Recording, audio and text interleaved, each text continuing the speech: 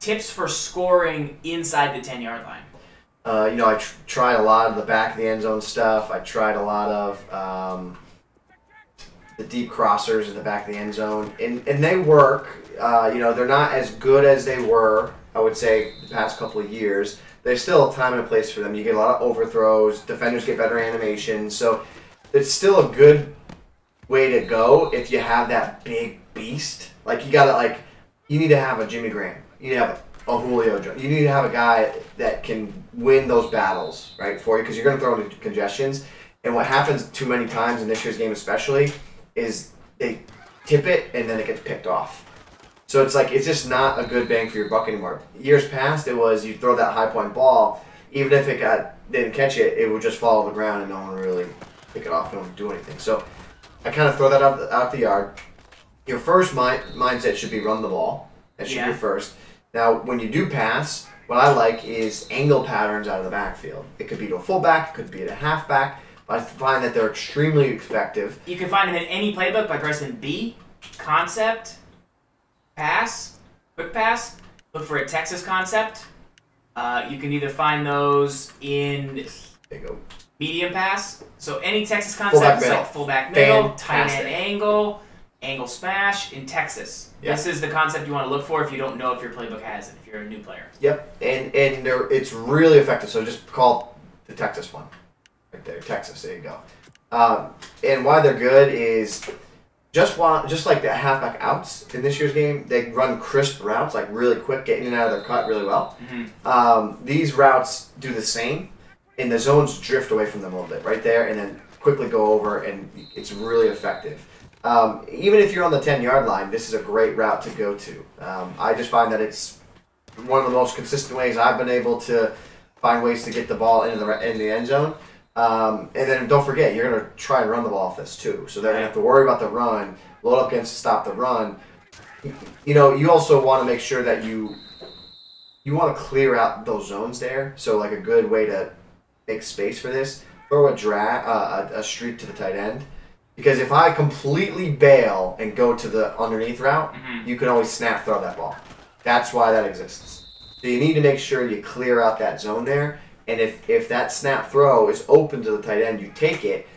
Because what they will start to do is they'll start clamping down on this. And then the backside throw is what breaks their heart. Right. And even if you're playing defense there, you give that up, you're like, well, at least they stopped beating me with the stupid fullback route. Like, you at least sold out and had to go and do something else. That's not bad. Sanu's route's not quite the route that we use from single back. I always give people the play from single back. The wing? Yeah. The wing? Yeah. Great play. So you can use tight end attack or... Tight end attack is somewhat... Go back down. It's kind of like PA sprint. It's a little bit like that. This isn't quite it, but it's in almost every play. Like, I've seen it in so many playbooks. I put... Against the play action. That's it. I throw a high point to Julio.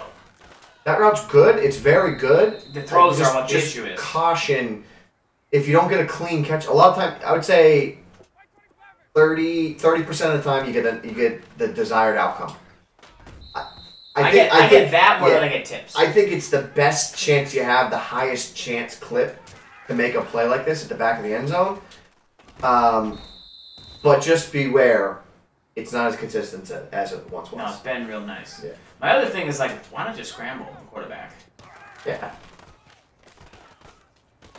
But, like... No, it's Matt Ryan. It's all right. Off the back foot? And tell you what, though, another great way to score here in the red zone, if you have the right book, you got your trinket plays, this little gun two-back stuff. This is what I like about it, right? I mean, this gun... there? Great time for it. Great time for it. What would you do? Because it's run oriented. If you come out in the old Shake Arena, also slip screens inside the 15. Tough. Not terrible.